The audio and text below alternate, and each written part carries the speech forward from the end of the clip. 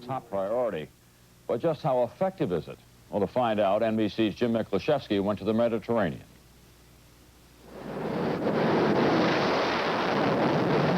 There's a Navy plane missing in the Mediterranean, and the aircraft carrier John F. Kennedy has thrown everything she's got into the search. It's feared an S-3 sub hunter and its 4-man crew crashed into the sea. As time passes, so does the chance anyone will be found alive. Inside Air Operations Control, hope fades to frustration. Jesus Christ. The 4 crewmen were killed performing what is perhaps the most demanding and critical mission in the Navy, the hunt for Soviet submarines. Nobody's out here playing games. It's hard work and it's serious business, and we try not to make any mistakes in order to survive.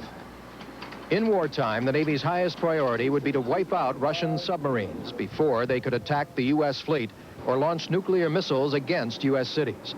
But the Soviets are raising the stakes. The Russians have 3 times as many submarines. Many run faster and dive deeper than any in the U.S. fleet. And they hunt in pairs against U.S. subs. Now they're getting harder to find. Navy officials say the Soviets' newest Akula-class sub is so quiet underwater that, quote, it scares the hell out of us.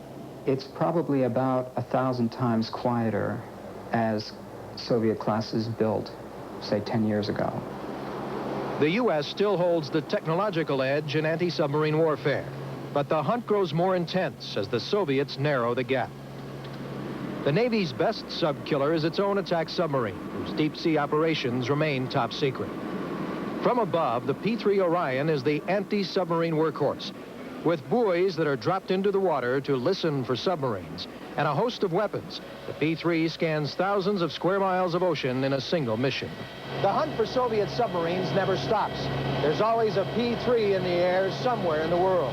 And according to the men who fly these planes, at any given moment, there's a P-3 somewhere locked in on a Soviet sub.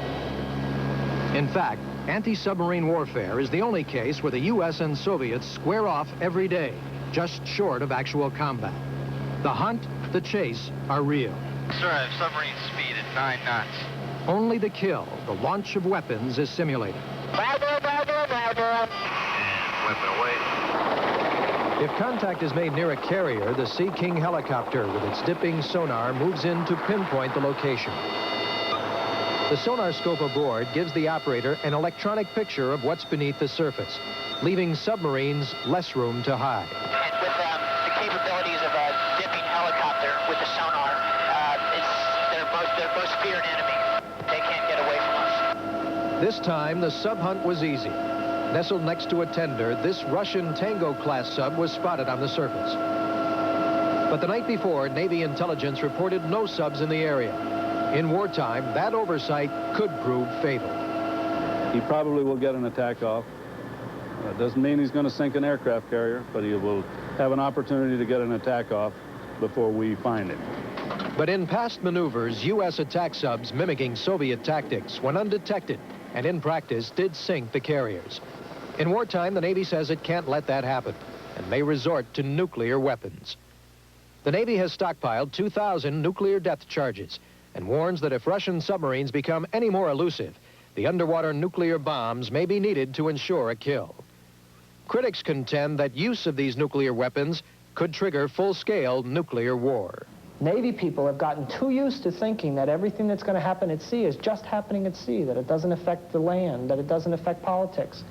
It's becoming even more critical then to keep the Soviet submarines in check as a Soviet warship stalks the Kennedy to target the carrier for a new, more threatening breed of Soviet sub.